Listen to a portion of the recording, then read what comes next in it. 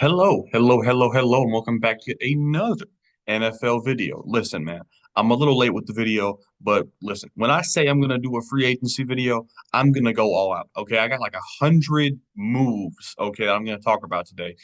Maybe not like 98 or something like that, but there's like 20 or so small moves I'm not really gonna go that in depth on. But free agency went absolutely crazy the first couple days. Not a whole lot the last 2 or 3 days, but there's a ridiculous amount of moves to talk about, a whole bunch of storylines and things of that nature. So let's get right into it, man. Thank you for watching.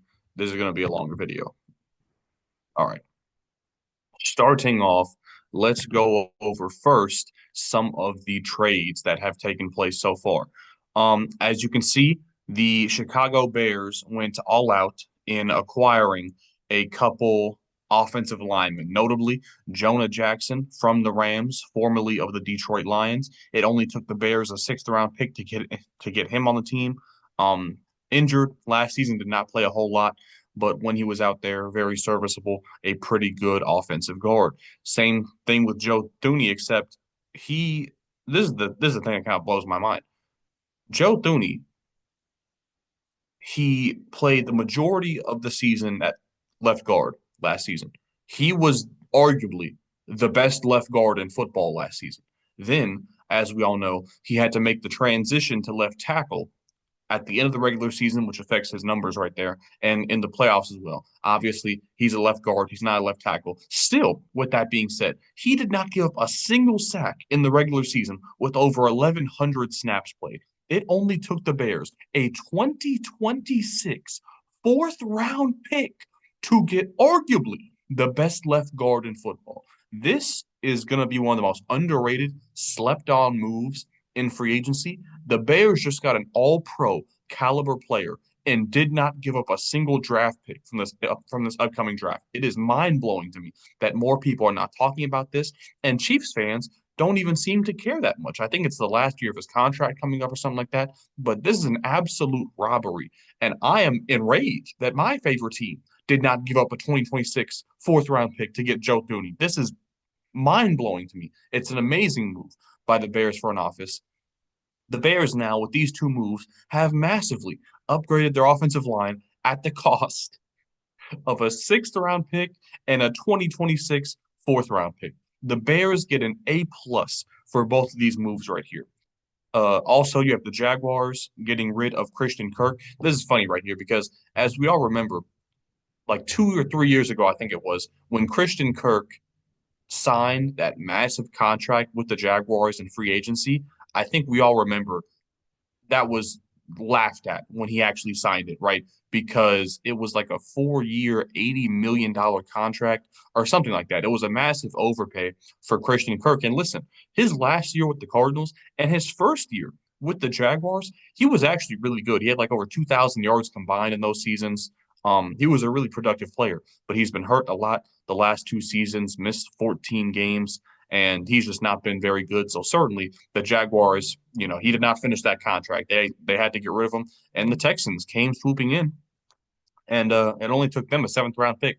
Listen, when Christian Kirk is healthy, and listen, let's not pretend here. The Jaguars quarterback situation over the last 2 years has been pretty shockingly bad. So I think a healthy Christian Kirk on the Texans. Remember, Tank Dell is going to be gone all of next season, most likely. And Stephon Diggs, we don't know what his future is. He's still a free agent. So Christian Kirk being the wide receiver two for the Texans, I think is actually pretty interesting. It only cost them a seventh round pick. So I like that pickup from the Texans. CJ Gardner Johnson, though, this one, it doesn't make a whole lot of sense to me. So the Eagles get in return Kenyon Green and a fifth round pick. And I think they trade CJ Gardner Johnson and a sixth round pick to the Texans.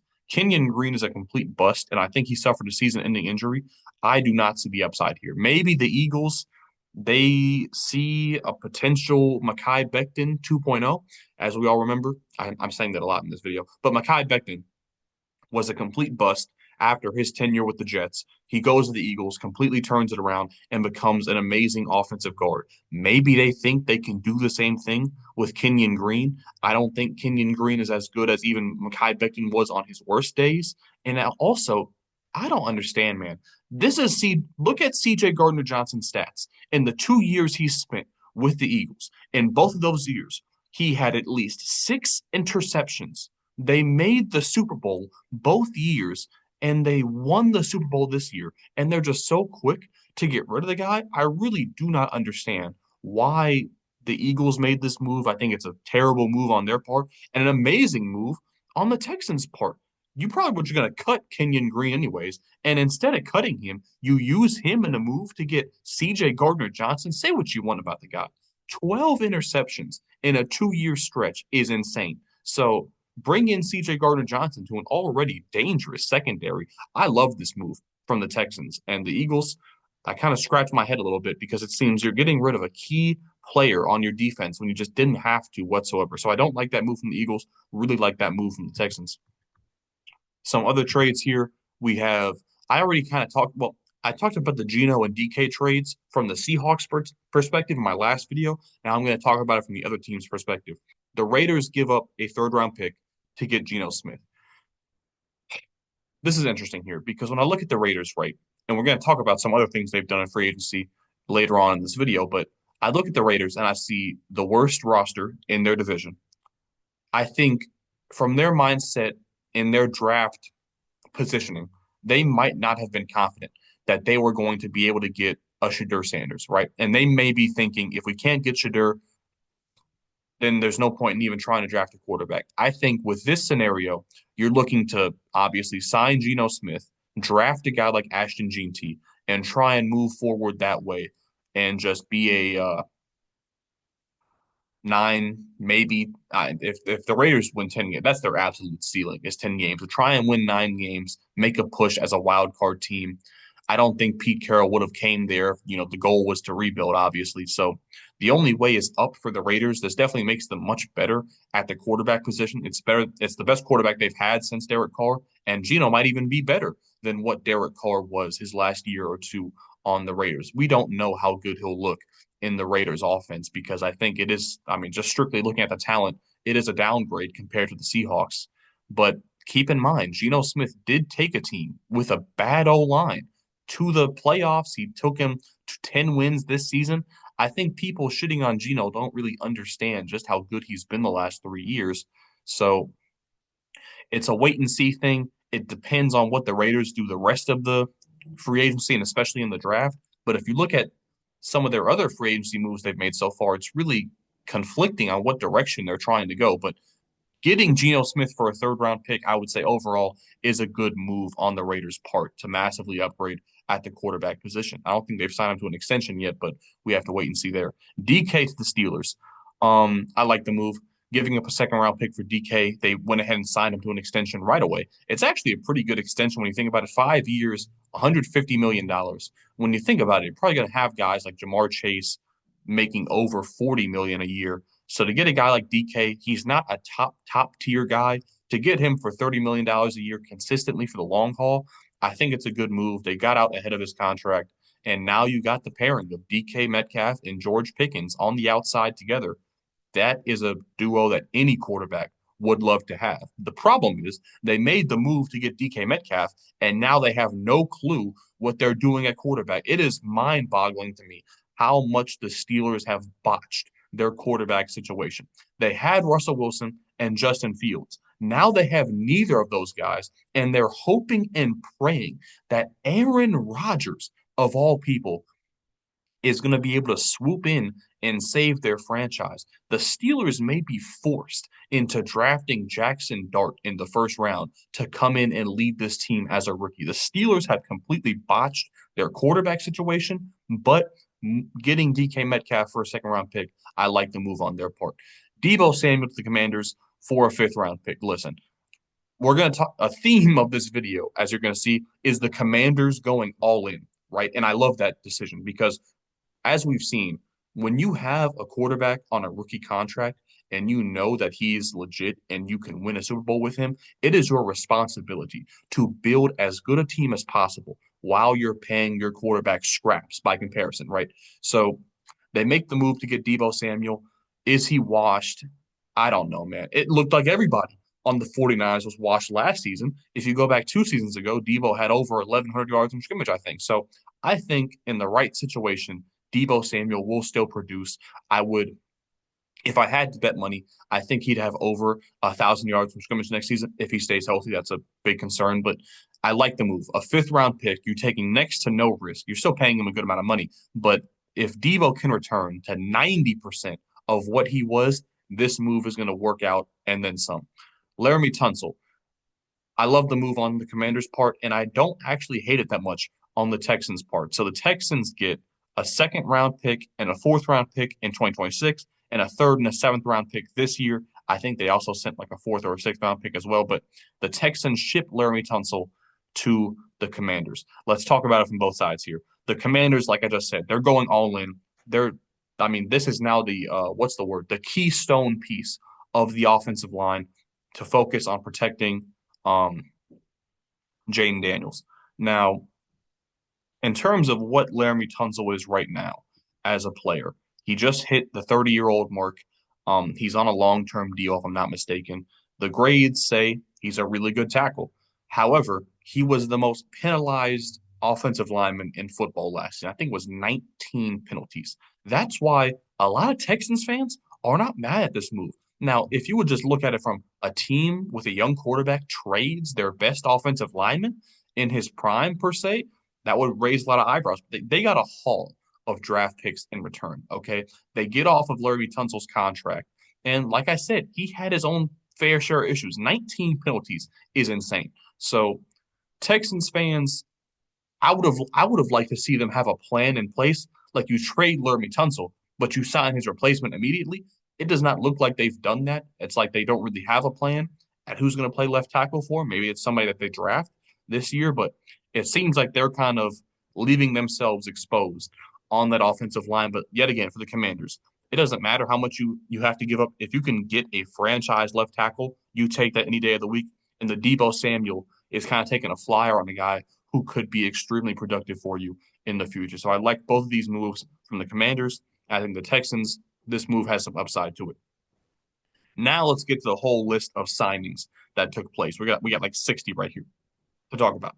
First off, Evan Ingram just did not do it last year on the Jaguars. The whole Jaguars team was a mess. I think they released him, and now he's going to the Denver Broncos. This is very interesting to me because the Broncos obviously had a massive need at tight end. They filled that need with a former two-time Pro Bowler, I think, in Evan Ingram. You see what he did just 2 years ago. Very extremely productive member of the Jaguars team. I think he will certainly boost his production from 2024 next year on the Broncos. Does this rule out a potential Tyler Warren or Colston Loveland? I don't think so. It's certainly an option. I don't think they're putting all their eggs in the Evan Ingram basket, but I think, it's a massive upgrade. I tied in the Broncos is a very savvy move. They now give Bo Nix another weapon, and it fills a need with a good player. So I love this move from the Broncos. Devontae Adams signs with the Rams. So obviously the Jets are they're in a complete free fall. Man, the Jets are. I don't even want to talk about them. It put me in a bad mood talking about the Jets. But the Rams here, Devontae, regardless of what some people think, he is not washed whatsoever. He is still more than capable of. He has at least 2 years left, in my opinion, of being a productive 1,000-yard type guy. And now he goes to a team that they re-signed Matthew Stafford.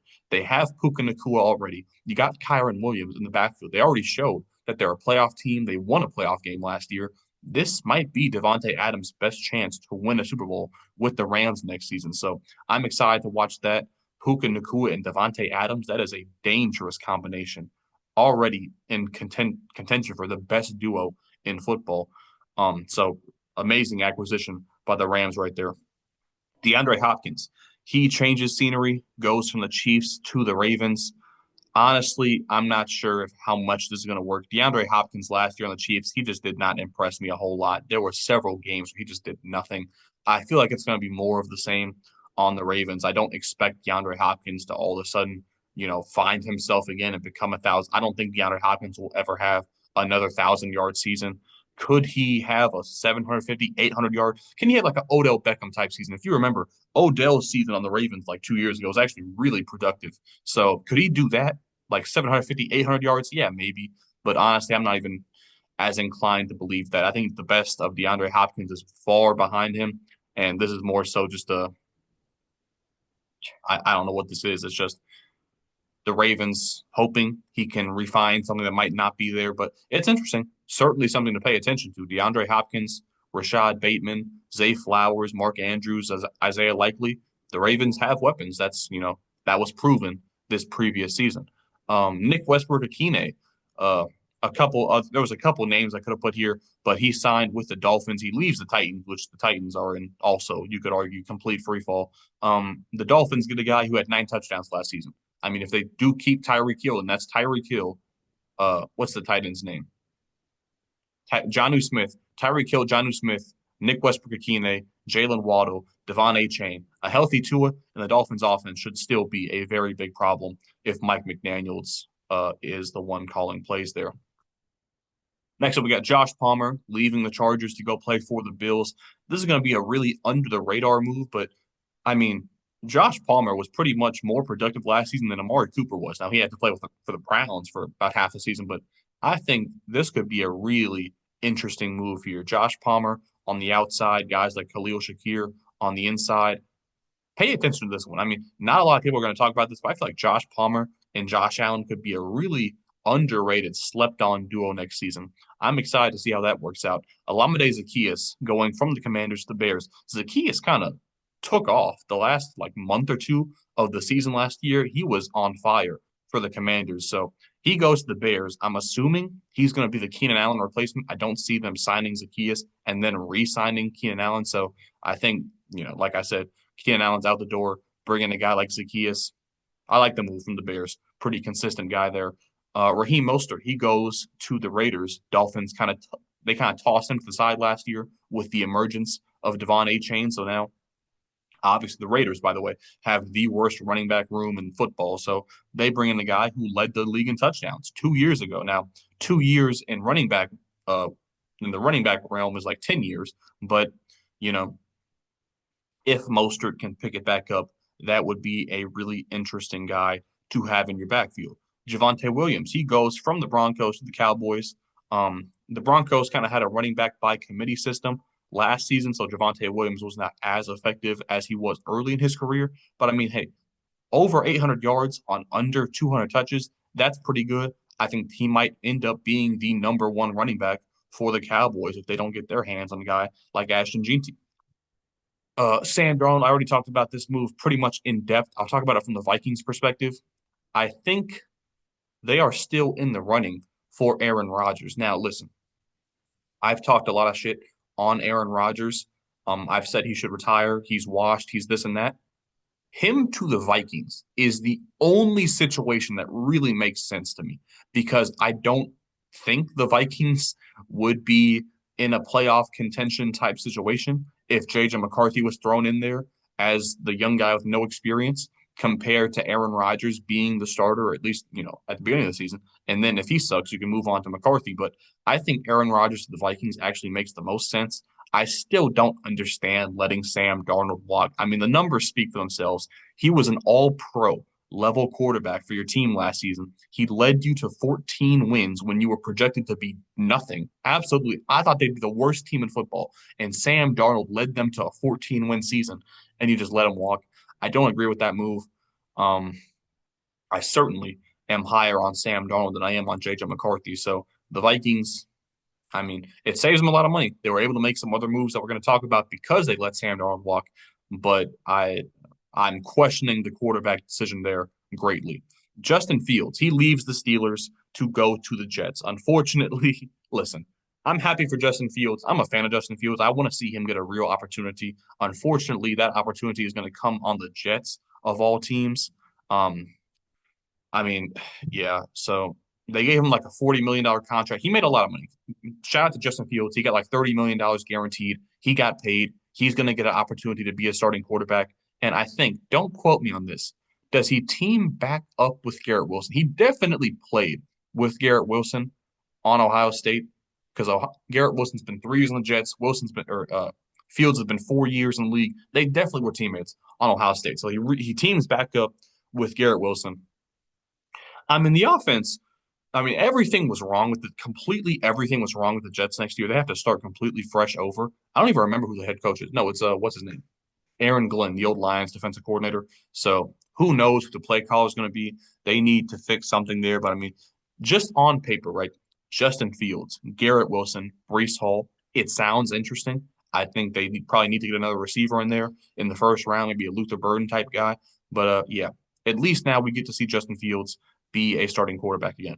Najee Harris leaves the Steelers to go play for the Chargers. Did you guys know Najee Harris has never missed a game? Pretty incredible when you think about it compared to all the other running backs who seem to be hurt nonstop. So, listen, the Steelers, they have Jalen Warren. I mean, they were already kind of more favored to him anyways than they were Najee Harris, but the amount of disrespect Najee Harris has got is just ridiculous to me. He has been so productive. He's had what?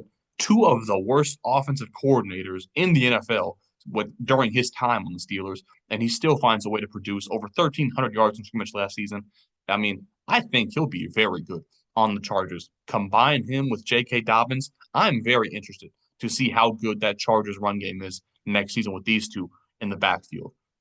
Yeah, Najee Harris goes to the Chargers, leaves the Steelers. The Steelers, yet again, are left scrambling offensively. Rico Dowdle, he leaves the Cowboys to go play for the Panthers. Combine him with Chuba Hubbard, also Jonathan Brooks. Listen, Jonathan Brooks, it's probably safe to say his career, I'm not going to say it's over, but suffering back to back ACL injuries, I don't know how you're going to bounce back from that. Rico Dowdle, uh, Chuba Hubbard, a very productive duo. Those guys combined for like over 2,500 yards from scrimmage last season. So I'm excited to see Najee Harris, J.K. Dobbins, Rico Dowdle, and Chuba Hubbard, a couple of new duos that were just formed through free agency. Offensive line now. So Will Fries leaves the Colts to go play for the Vikings. Same with Ryan Kelly. The Vikings poach a couple Colts interior offensive linemen. Ryan Kelly, a former Pro Bowler. Will Fries, sorry, a young up and comer. Great for the Vikings. They paid a lot of money for Will Fries, especially. Ryan Kelly, not as much, but the Vikings now greatly boost the interior of their offensive line, as we know that was a key issue for them during the playoffs. So, very interesting move there. And the Colts now, what are they going to do? I mean, the Colts also a team that have not been very productive or very proactive, I should say, in upgrading their roster the last couple of seasons, and now they get some major attrition on the offensive line. I hope they're prepared to fix this quickly, or else they could be in some big trouble. Kevin Zeitler, uh, amazing season, damn near an All Pro caliber season last year with the Lions. Leaves them to go play for the Titans on a pretty small contract. He played like a 1 year contract in the Lions, 1 year contract now for the Titans. I don't know why Kevin Zeitler has not gotten the big payday.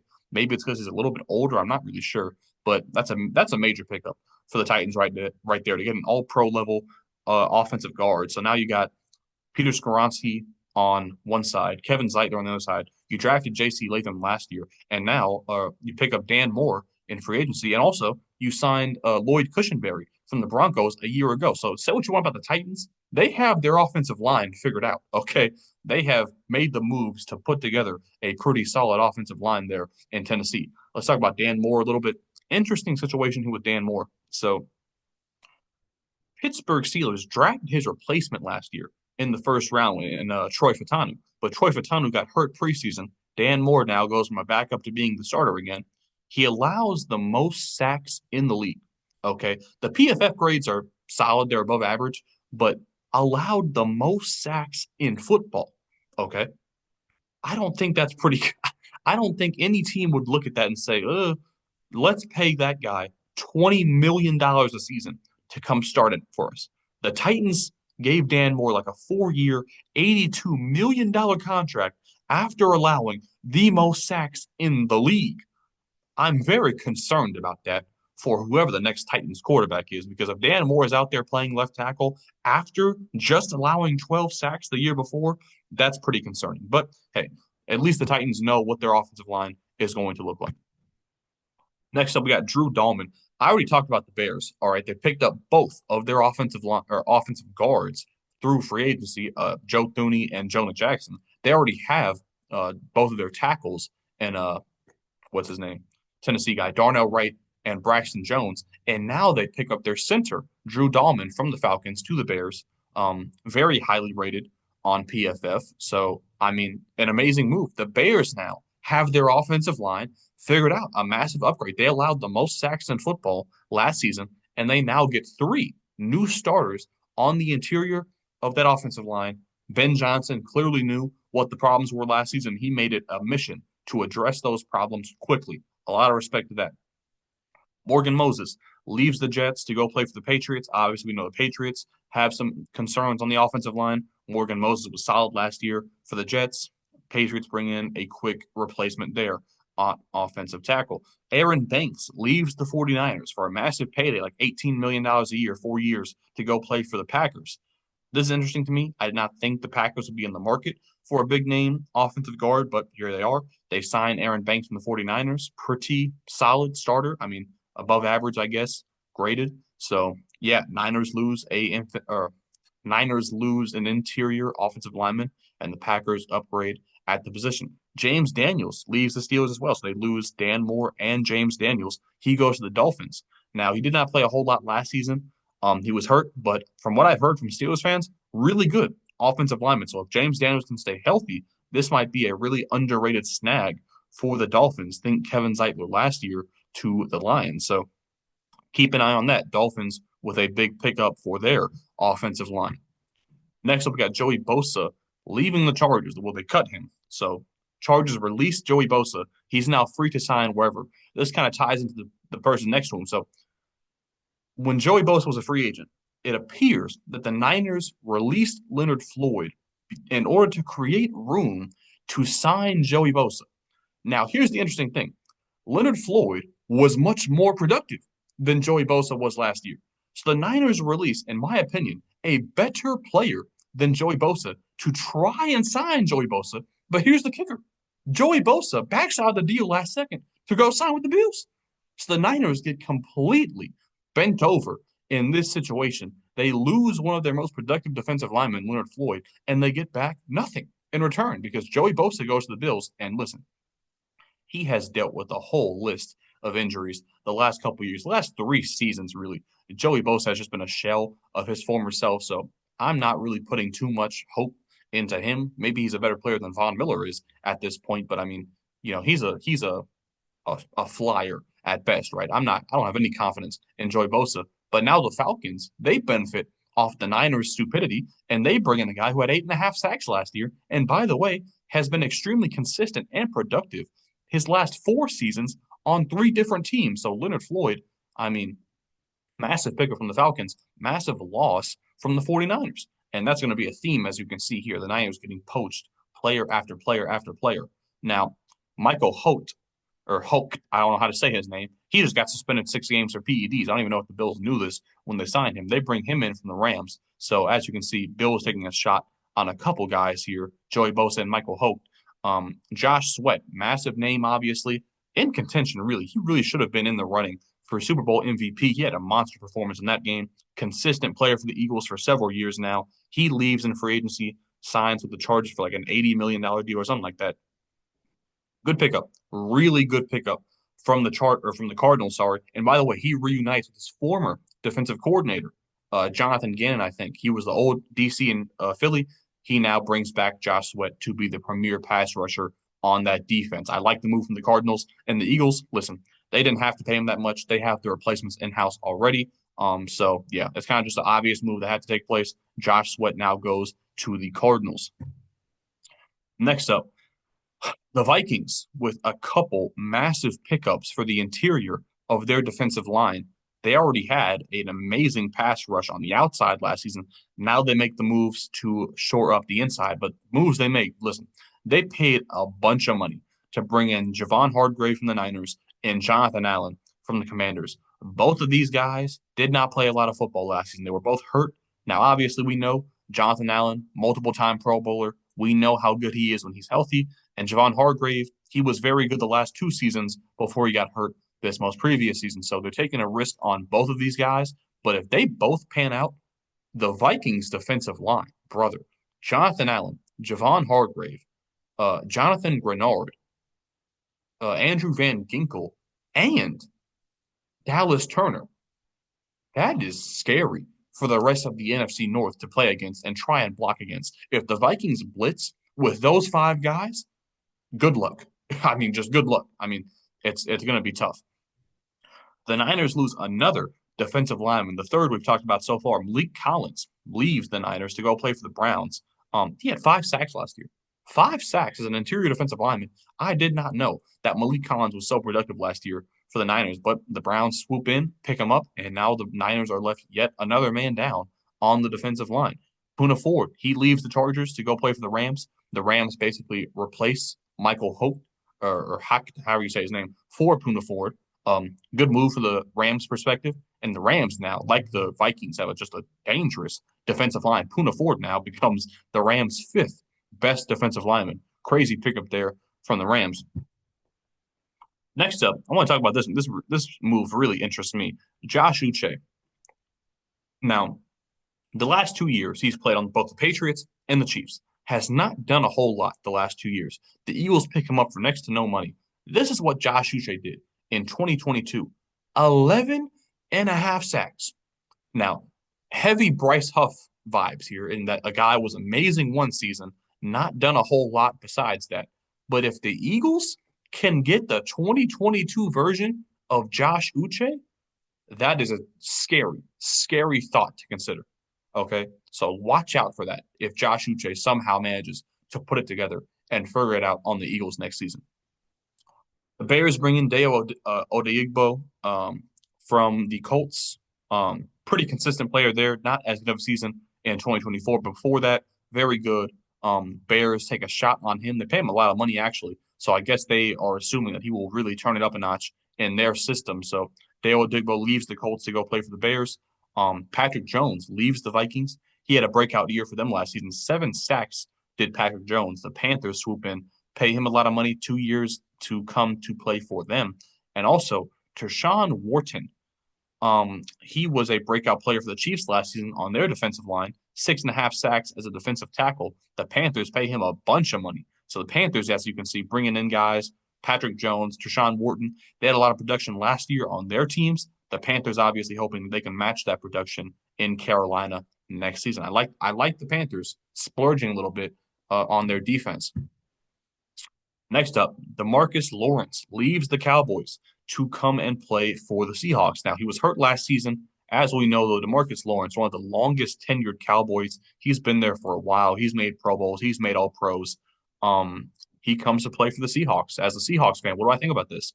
Honestly, I did not really think defensive line was a need for us. I mean, I kind of outlined it in my last video. We already have on the edge alone Leonard Williams, Boye Mafe, Uchenna Nwosu, and Derek Hall. I'm happy with that group of guys right there. Now we add DeMarcus Lawrence to the mix. Mike McDonald is now, I mean, one of the richest defensive coaches in the league in terms of the amount of edge rushers he has at his disposal. So I'm very excited for that. So we did pay him a good amount of money, though. So I'm hoping that he can stay healthy and produce for us. But yeah, I mean, the upside is definitely there for the Seahawks. Cowboys replace him with guys like Solomon Thomas, who had a pretty good tenure with the Jets these last 2 seasons. As you remember, he was like a top 3 pick for the Niners a couple years ago.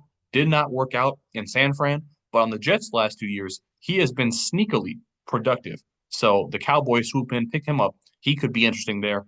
Also, Javon Kinlaw, another guy, former first-round pick of the Niners, did not work out. Worked out in the Jets the last couple of years. The Commanders actually pay him a bunch of money for, I mean, not a lot of production. I mean, 4.5 sacks as a defensive tackle was interesting.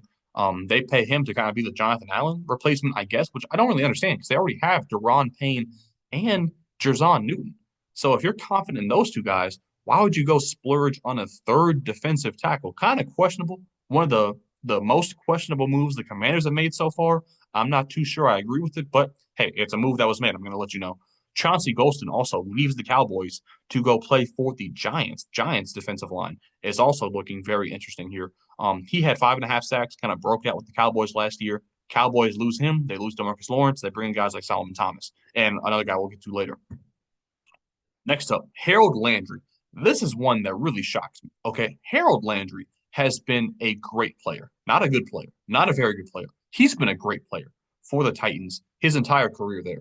And he came back from an injury, showed that he was still a high level player, and the Titans just release him out the blue, out of nowhere. And I see some Titans fans defending the move, which baffles me to no end. Harold Landry is probably the best player on the entire Titans defense. I think even better than a guy like Jeffrey Simmons. And you release him in his prime for no reason. I don't understand it. Um, and Mike Vrabel of the Patriots swoops in. He picks up his former star edge rusher for a 3-year deal, and the Patriots are the winners here. I mean, just look at his production last season: 15 tackles for a loss, 9 sacks. Those are Pro Bowl numbers. That is more than good enough to get you into the Pro Bowl most seasons. So, yeah, don't know what the Titans are doing. Patriots, however, with a masterful signing here, picking up Harold Landry. Next up, we got, I mean, this is all Patriots here. As you can see, the Patriots, which I love to see it. When, like I said, with the same thing with the Commanders, when you have a young quarterback, it is your duty to put the best possible roster that you can around him. So Milton Williams, um, young player, defensive tackle for the Eagles, he benefited a lot from having a surplus of talent around him. He was a big name that was getting thrown around in free agency. He signs for the Patriots for a large amount of money. That's going to be very talked about. Robert Spillane, massive key player for the Raiders the last couple seasons, 158 tackles last year for the Raiders. Patriots bring him in, and the same thing for the Raiders here. Caleb on Chason, interesting story here. Former first round pick of the Jaguars, was a part of that dominant LSU team back in the day. Did not work out with the Jaguars, but he had a breakout year last year with the Raiders with 5 sacks. So the Patriots bring in all of these guys here in their front seven now. I like what I'm seeing out of the Patriots. A lot of money went to these guys right here, but it should greatly uh, increase the Patriots' capabilities in terms of getting after the passer and stopping the run. I like it a lot. Next up, Grady Jarrett. Falcons part ways with him after a decade, and he goes to the Bears as well. They bring in Deo Odigbo and now Grady Jarrett on that defensive line. Bears are not done. They're not done spending money in free agency. They have brought in a lot of guys, and Grady Jarrett, yet another one of those guys. I like the move from the Bears. Divine Diablo leaves the Raiders to go play for the Falcons. Um, I mean, I don't know. I put this in here more so just to kind of show you how many players the Raiders are losing on their defense, if you picked that up yet. Cody Barton leaves the Broncos to go play for the Titans. Over 1,000 snaps. Over 1,000 snaps last year. Over 100 tackles. Titans bring him in. Stand-up linebacker there. Former Seahawk, by the way. Hassan Reddick leaves the Jets to go to the Buccaneers of all teams.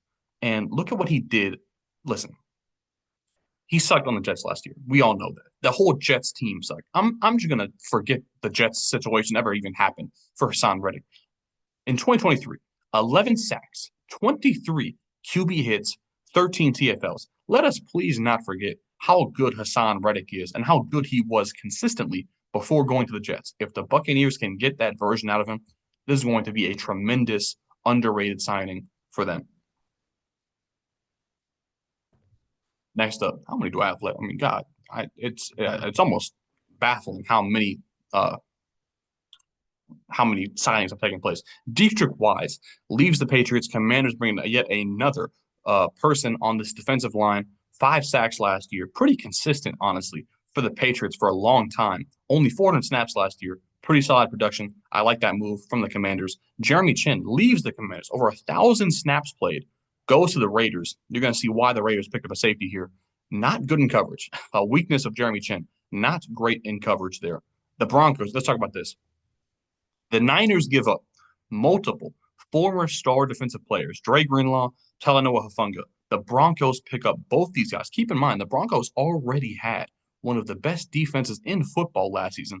They now pick up 2 guys who could take them over the hill, even more so on the defensive end. Talanoa Hufanga, especially, former first team All Pro, hurt last season, not as good. They're obviously hoping he can bounce back next season from that injury. Dre Greenlaw, however, they paid him like 45 million over 3 years.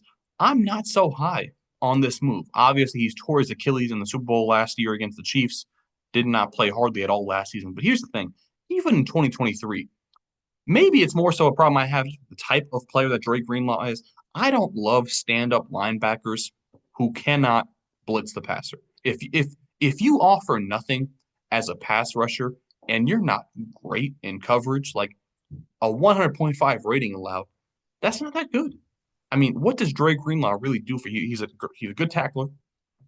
He can help stuff the run. He's not that good in coverage, though. So, I mean, compare him to a guy like Cody Barton, for example. That's who they're replacing him with. They're replacing Cody Barton with Drake Greenlaw. And by the way they're paying him, they're assuming it's a massive upgrade. Just compare the numbers. I mean, Cody Barton, more takeaways. I mean, more pass breakups, better rating allowed. I mean, I don't know. I don't know. The Drake Greenlaw one is one that I'm more concerned about, but Talanoa Hufanga, massive pickup there. And the Niners, yet again, lose multiple key players from that team. Next up, Cam Bynum. Let's talk about the Colts here. The Colts spent a lot of money to upgrade their secondary, which definitely was a cause of concern for them. Cam Bynum leaves the Vikings. Great season he had last year, 5 takeaways. He leaves the Vikings to go play safety for the Indianapolis Colts. Charvarius Ward, arguably the best cornerback in football 2 years ago. He leaves the 49ers to go play for the Colts as well. Charvarius Ward did not have as great of a season last year. I'm going to attribute most of that to a tragic situation that took place. I believe he lost his daughter. So I'm going to assume that if he can bounce back from that, he is going to regain some of the form that he had in 2023 on the football field. Now, the Giants as well, massive upgrades in their secondary.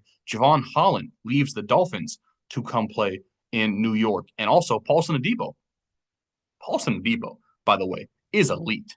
He did not play as much. Like he was hurt a little bit last season, but the numbers prove he was really good last season when he was healthy. And the 2 years before that, Paulson Adebo is a really damn good cornerback. So the Giants bring him in. They bring in Javon Holland, and the Colts and the Giants with some massive upgrades in each of their secondaries here. Next up, let me talk about the Saints a little bit more. The Saints now have lost quickly Marshawn Lattimore and Paulson Adebo in the same season, pretty much. The Saints cornerback room takes a massive hit. Trevon Merrick, he leaves the Raiders. Like I mentioned earlier, the Raiders bring in Jeremy Chin. It's most likely to replace Trevon Merrick, who wouldn't sign with the Panthers. Yet again, we see the Panthers name popping up here in terms of splurging on defense. Trevon Merrick, really good safety. Over 1,100 snaps last season. Just really consistent, by the way. Trevon Merrick is pretty much an Iron Man. If he's healthy, he's out there. He's playing a lot. So good in coverage, 4 takeaways. Trevon Merrick, pretty big upgrade there at safety for the Panthers. Carlton Davis, remember, the Lions picked him up from the Buccaneers last year for a third round pick. And the problem with Carlton Davis, he cannot stay healthy. He's never played like less than 10 games, I think, but he's never played more than like 14 games. So he's always in that range or he's banged up. He's missing a couple games here and there, but he had a career year last year in terms of coverage last year for the Lions. So the Patriots spend like $60 million to bring him in the door. But yet again, the Patriots, a lot of money spent this year to upgrade that defense. And now you got Carlton Davis and Christian Gonzalez next to each other, that could be a really dangerous cornerback duo in New England. DJ Reed, he leaves the Jets to go to the Lions. The Lions replace Carlton Davis with DJ Reed. They end up paying DJ Reed a little bit less than the Patriots paid for Carlton Davis. So I like the move. DJ Reed has been very, very good for like 4 or 5 straight years now, very consistent. So I think that's a good pickup from the Lions right there. Darius, and yet again, the Jets lose yet another player. Darius Slay, the Eagles cut him a while ago. Pretty obviously, he was either going to retire or go somewhere else. He chooses to go, same state, to the Steelers. Interesting here. Um, Listen, it's pretty obvious that Darius Slay, he's still got it. So Darius Slay and Joey Porter. Let's see how much Darius Slay has left in the tank. And if he's still elite, that could be a lockdown cover duo. Last couple players here. Nate Hobbs, he leaves the Raiders to go to the Packers, and the Raiders bring in Eric Stokes. They pretty much swap cornerbacks. I definitely think the Packers got the better end of the deal there. Nate Hobbs, pretty much the best cornerback on the Raiders last year. And yet again, off the top of my head, how many players is that? Trevon Merrick, Nate Hobbs, Robert Spillane, Caleb Chason, Devon Diablo. It's a lot of players that the Raiders are just losing in free agency. Jordan Lewis, he leaves the Cowboys to go play for the Jaguars. I think there was something came out. It was like 3 years, $30 million. I think he's the highest paid nickel cornerback in NFL history. pretty interesting there. Cowboys lose a valuable DB. Jaguars bring in a pretty good defensive back. So good move there from Jacksonville. Dante Jackson, he leaves the Steelers to go to the Chargers. Steelers obviously replace him with Darius Slay. I like this pickup from the Chargers. Dante Jackson, some people listen, some Steelers fans quick to deny the fact that Dante Jackson was really, really good in coverage last season. 6 takeaways and a 69.9 rating. That's elite numbers right there. Those bottom two numbers are elite. Now, he's a bad tackler, which I found interesting. When I looked up his stats, turns out the man cannot tackle to save his life. But in coverage, really good player. So I like that pickup from the Chargers right there. Adoree Jackson leaves the Eagles to go play, or sorry, leaves the Giants to go play for the Eagles last season. The Eagles get rid of Isaiah Rodgers, of James Bradbury, Darius Slay. They bring in Adoree Jackson to kind of be the vet to a lot of these young guys they have in that secondary. He has been really good, actually. The last couple years he's been on the Giants, never had a bad passer rating allowed. Did not play a whole lot last season for some reason, but yeah, Adoree Jackson, I like that pickup a lot from the Eagles. Next up, Kristen Fulton, he leaves the Chargers to go play for division rival Kansas City Chiefs. He has not been very good on the Chargers, but back in the day for the Titans, he was a pretty good cornerback. So we'll see if the Chiefs can get the old version of Kristen Fulton compared to the last couple of years. Isaac Yiadom um, goes back to the Saints. I mean, as you remember, he left the Saints a year ago to go play for the Niners. He was really good with the Saints. Not so bad with the Niners last year. 3 takeaways, 88.7 rating allowed. He's a pretty good cornerback. So they replace uh what's it Paulson Adebo with Isaac Yiadom. Definitely not as good, but maybe their secondary might still be pretty good. They also bring in Justin Reed from the Chiefs. So pretty big part of the Chiefs secondary. The last couple of years they team him up with Tyrann Mathieu in the back end. So we'll see what the Saints secondary looks like next year. Xavier Woods, he leaves the Panthers to go sign for the Titans. Over 1,200 snaps played last year. Xavier Woods, the Iron Man, he was out there all the time for the Panthers defense. He now goes to help out the Titans secondary. Last group of signings here. Dante Fowler leaves the Commanders. So we talked about the Cowboys here, losing guys like DeMarcus Lawrence and Chauncey Golston, but bringing in guys like Solomon Thomas and Dante Fowler. Pretty interesting. I'm surprised the Commanders let Dante Fowler go. So productive for them last season. And just these numbers, man. 10 and a half sacks, 14 TFLs. Those are Pro Bowl numbers. Dante Fowler with an amazing season. The best season he's had since like 2019 with the Rams. And by the way, the last 4 years he had before the Commanders, 2 with the Cowboys, 2 with the Falcons. That's why I said he reunites with the Cowboys. They know him very well, and maybe they think he can be more productive than Chauncey Golston or DeMarcus Lawrence there. Next to Micah Parsons, of course. And the Jets here, a couple pickups for the Jets and their secondary. Keep in mind, they let DJ Reed walk to bring in a guy like Brandon Stevens. Now, listen, he had a really bad year last year, Brandon Stevens. The Jets paid him a lot of money just now. So there is clearly a disconnect somewhere with how bad people think Brandon Stevens is and how much the Jets are willing to pay him. So that's interesting. And also Andre Cisco, he leaves the Jaguars to go play for the Jets. Not very good in coverage. His entire stint in the NFL career, not a very good cover safety. Maybe the Jaguars bring in a guy like Rayshon Jenkins, bring him back in the fold. So that is all the signings right there.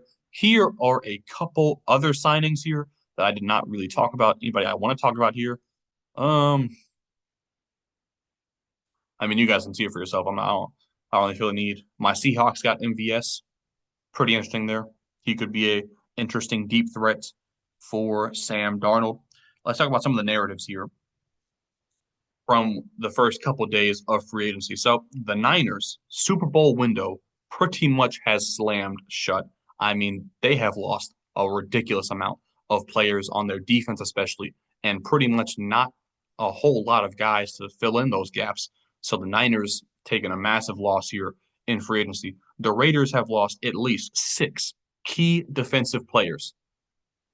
I mean, that's going to be tough to replace. Like that's what I said earlier, not knowing about what direction they're going. They bring in a guy like Geno Smith, but you let a whole lot of your defense walk in free agency.